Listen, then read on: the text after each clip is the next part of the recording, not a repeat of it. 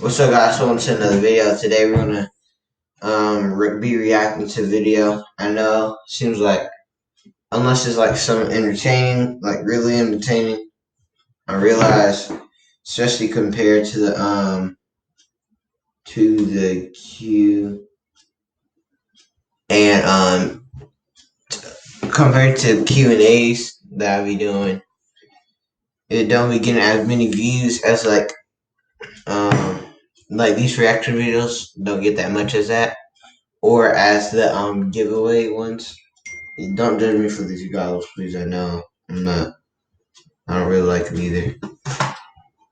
Uh, but yeah, today we're gonna be reacting to what if the Can you immediately name the largest snake in the world? itself. I'll give you a hint. This is the name of a very famous horror movie.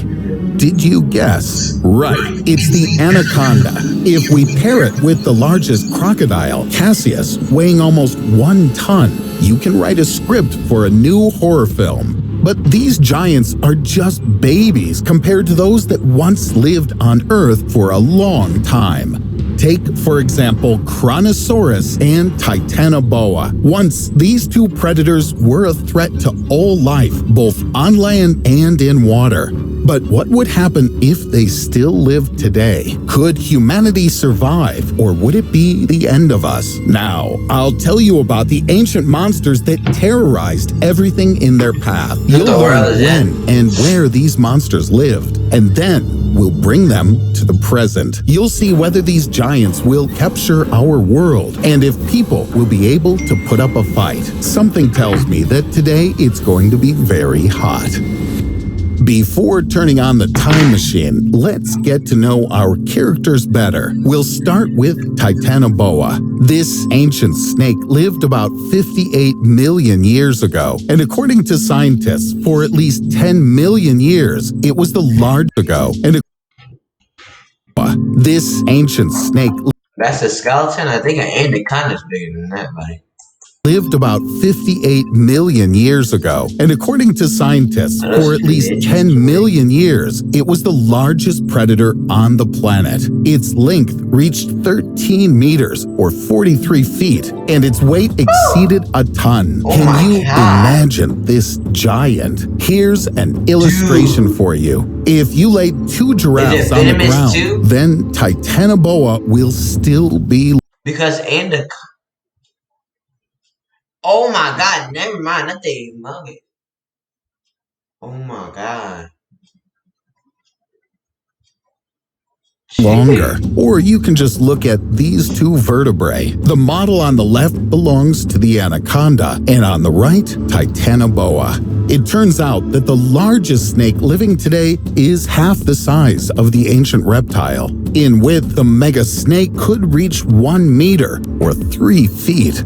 It could easily swallow a young hippopotamus. True, in ancient times, there were no hippos. Titanoboa preferred to eat fish, and this monster could be found in dark swamps and rivers. In addition to fish, it could feast on crocodiles. It was a sophisticated killer. The giant monster attacked its victim and strangled it in its strong embrace. Then the snake swallowed it whole and digested it for a long time.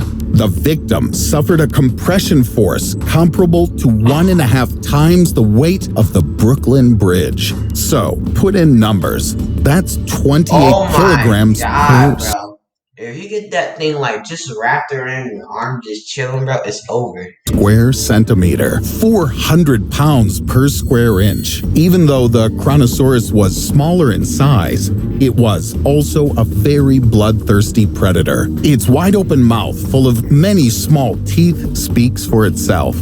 And the size of the predator is comparable to the dimensions of an orca, also called a killer whale. To be more precise, the Kronosaurus reached a length of more than 10 meters. Comment down below who y'all think will win the fight. This Coronas thing or the killer whale. were 33 Pillow feet, and its weight could reach up to 12 tons. In its appearance, it was remotely similar to a modern crocodile, only in a very enlarged version. And even their bite strength is a close comparison. It was also a skilled swimmer that probably attacked its prey from the depths. Kronosaurus had a very powerful rib cage, 4 flippers, and a small tail. It literally gnawed at its victim, leaving no chance for survival. Kronosaurus couldn't have encountered Titanoboa. They lived in different periods, and even perhaps loved a different habitat. Kronosaurus could live in fairly cold southern seas, but Titanoboa loved a hot climate. But this didn't stop the two predators from instilling fear and terror into all living creatures in the area.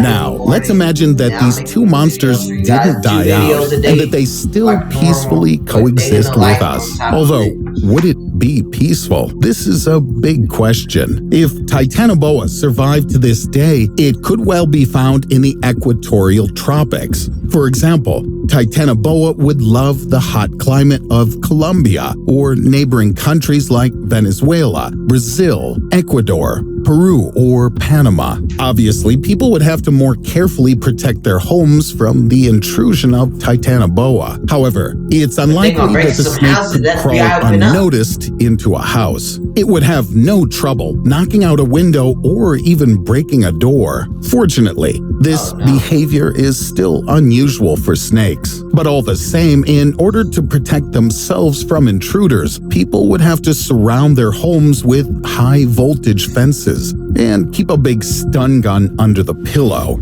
just in case. In noisy megacities, a huge snake would not have a single chance of survival, only if the snake doesn't accidentally wind up somewhere under the heating main, a comfort that a reptile might appreciate. But food in the form of rats would hardly suit it. By the way, most likely she wouldn't be interested in people as a food source. In horror films, the anaconda often devours people. However, in reality, it rarely attacks a person. It can be assumed that its distant ancestor would also be indifferent to us. But for people, Titanoboa could be a welcome trophy. Any zoo in the world would dream of getting such a valuable specimen, and its skin would be a real hunt. People who catch these huge snakes would become real national heroes. As for the super snake diet, in our world it would find something to eat. Alligators, turtles, river dolphins would suit the giant in all respects. Turtles, river dolphins. No, I didn't know this was a thing, bruh. River dolphins? Oh my god, I'm slow. Hold up.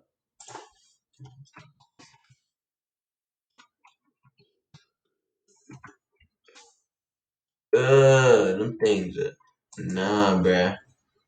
I thought there was only one kind of dolphin, bruh. What is this? So this is a river dolphin? It's the same picture he had. Oh my god, it's like a longer, whatever you call it, mouth or like nostril. I don't know, dude. With like teeth. It's like a minion, but when like like when like the minion's ugly with like the purple. This is what this is, a purple minion. And then the dolphin in the ocean, the normal ones, that's like the normal yellow minion. Oh my god. Would suit the giant in all respects. Animals on land would also have a hard time. Giant armadillos, manatees, tapirs, cougars, jaguars, caimans, and Brazilian otters would be endangered. Sure, adults would be too big, So cubs and young animals are what they need. Titanoboa wouldn't mind eating fish since it's a more familiar diet. As a result, the food chain would be broken. Some animals would probably migrate to safer areas, but the fauna of the forests of Amazonia would be greatly impoverished, although insects and fungi would start to flourish and evolve. Very soon, there'd be no trace of the once lush vegetation. Kronosaurus would hardly have liked life in our condition either. In ancient times, even turtles were the size of a kitchen table. Eat just one and feel full all day. But such a monster would need about a dozen modern turtles, and then I still doubt it would be enough to eat. In addition to turtles, the ancient monster fed on Plesiosauria, but in our world, he'd have to look for an alternative. Most likely, it would switch to large marine mammals. It wouldn't be able to swallow a whale all at once, but in parts, then sure, it could eat it completely. Such a huge body would need tons of food. Like a giant meat grinder, it would sweep away everything in its path. People would suffer greatly due to a shortage of fish in the seas and oceans. Fishing itself would be very risky due to the existence of an underwater hazard. Ships would have to be built to be much more solid, and in the event of the extinction of whales, a climatic catastrophe would begin. There would be nothing to extract thousands of tons of carbon from the air. In the underwater depths, there would be a daily battle for life. Given the size of the monster and its ferocious disposition, there could only be one winner. We'd have to forget about tourism and sea traffic in the monster's habitat completely. This place would be marked on all maps in red, and anyone who dared to go there would practically write their own death sentence. If Titanoboa had the most valuable skin, then a Kronosaurus would have had its teeth. Small and sharp like a saw, they could cost more than the horns of a rhino. Today, they're one of the most expensive materials in the world. Their price is about $65,000 per kilogram. Kilogram? Per kilogram? No wonder, man, y'all be going out there. More expensive than gold. By the way, did you know that there's a danger of the return of extinct animals to Earth? I'm not joking right How could they come back to life, buddy? now. Scientists don't rule out the possibility. First of all, I'm talking about Titanoboa. There's speculation that it lived at a temperature of 32 degrees Celsius. That's 90 degrees Fahrenheit. And given the growth rate of global warming, such average temperatures can become a reality. I'm glad it will take millions of years. Would you like to see ancient monsters with your own eyes? What will police look like in 1,000 years? Alright, see you guys next time. Thank you for 60 subs. Already 3 subs away to 70 subs. 70 sub giveaway will come when we hit 70 subs.